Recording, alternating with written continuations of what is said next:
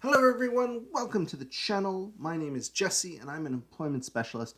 Today we are answering a question by RS who says, I am thinking about disclosing my disability. What things should I consider before doing so? Well, you should consider taking Epilepsy Toronto's workshop on disclosure and accommodation. They actually just recently updated their workshop based on information from an employer focus group. So you got some really good information there. I'll put a link in the video description to Epilepsy Toronto workshops so that you can find one. But as a prelude to that workshop, I'll give you some practical advice here. I'll talk about why disclose, what to disclose, and when to disclose. Also, before I start, this is not considered to be legal advice. This is just some suggestions of some things to consider when thinking about disclosure. All right, let's jump into it. So before you disclose, you should ask yourself, why do you want to disclose? By definition, disclosure is giving your employer health or disability related information that impacts the job. So if you're thinking about disclosing to raise awareness or to be identified as a person with a disability, that's awareness. It's not technically disclosure because it's not really impacting the job. It does impact the job, but not really. So that's more of a personal choice. Disclosure is mostly when you are requesting an accommodation. And how much you disclose and what you disclose is going to depend greatly on the type of accommodation you are requesting. Mainly, does the accommodation tell the employer what the disability is? So let me give you 3 examples that kind of illustrate this. If you are requesting a seizure response plan, what does that tell your employer?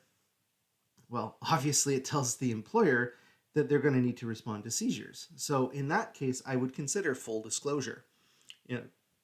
Telling the employer that disability may be epilepsy or whatever might be causing the seizures, and putting together a plan around that. So that would be full disclosure. On the opposite end of the spectrum, right? And I'll use a personal example. So I have dyslexia, and I generally require use of a screen reader, and I get away with using Microsoft Office's Word. There's a functionality in there called Read Aloud, and I actually don't really need to use any fancy software.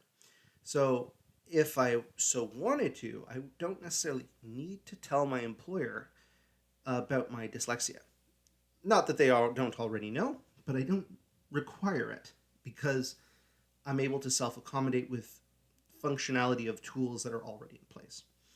So that part is not necessarily required for you to disclose. So there might be other times when it's a good idea for you to disclose, but maybe you need the accommodation, but not necessarily need to tell the employer what the disability is. And here, let me give this example. Say you have anxiety around speaking in meetings, maybe it's social anxiety or something along that line. Well, you can request that the employer give you things like an agenda or heads up that they might be presenting on something so that you have time to prepare for your meeting. So it might go like something like this. You go to your manager and go, hey, I participate best in meetings when I know I'm going to be called upon to speak about my work in advance. So I would really appreciate if we have meetings, if you could let me know beforehand if you're probably going to call on me to talk. Right? Now, inevitably in meetings, you're going to get called upon to talk, and they're not going to be able to give you that warning because it just happens in meetings sometimes, right? But if they can accommodate you in advance with most things, that's great because then you can prepare for it, and also the employer can see the contrast, right? Oh, okay, well, we didn't give them enough time in advance. That's why their answer wasn't that great or something along that line. So it really helps the employer make some informed decisions about your performance, right? But it also gives the employer a heads up of how best to accommodate you so that you can be more productive at work. Which really brings me to my next point, that All accommodations, the intention behind them is meant to increase productivity. And we use accommodation tools every day, and we barely give it a thought. An example would be the keyboard that you're using to log into your computer used to be a tool for helping people with visual impairments communicate more effectively. True story. My final point for this video is when to disclose. And the answer to that is just before you need accommodation. So if you need accommodation, say, during the interview process, you want to request it when the interview is being set up.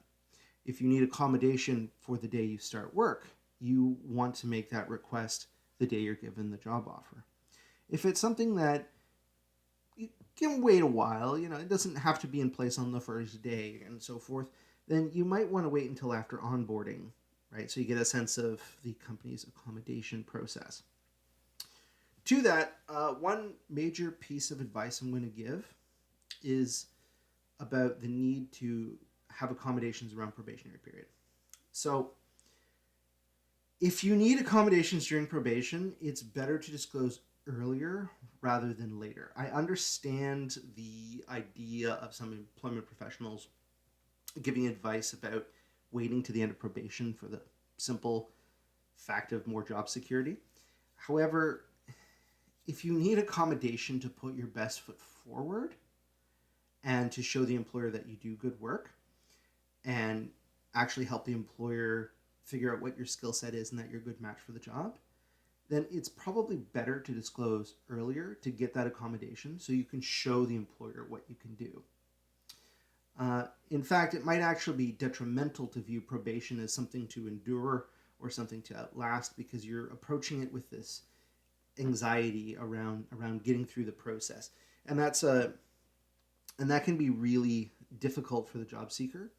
And then on top of that, you have the building anxiety of what happens when I disclose after 3 months. So just some things to consider around that. If you need accommodation during probation, you really should ask for it, just because it helps you help the employer decide that you're a good fit. And just because you've stuck around till now, I'm going to give you a bonus tip. You want to document your disclosure. So large employers are going to have a big formal process for disclosure, and you should follow that process. But some of the smaller, medium-sized companies, you want to focus more on productivity. So what I would do is have a more casual conversation, and then I would follow up with a thank you note, thank you email. And in that thank you email, I would just, list the accommodations or just say thank you for the accommodations, that have been provided, which is a way of documenting it, but also a way of making it non-threatening and almost pleasant for the employer. Because even though employers are experts in accommodations, because we use accommodations every day, some employers have had bad experiences with disclosure and accommodation, or they've heard of bad experiences. So you want to make it as cooperative as possible. Well, thank you for watching today's video. Again, check out the Epilepsy Toronto workshop on disclosure, because this was just the tip of the iceberg in terms of tips around disclosure. If you like this video, subscribe, send us your questions, and we'll see you next time.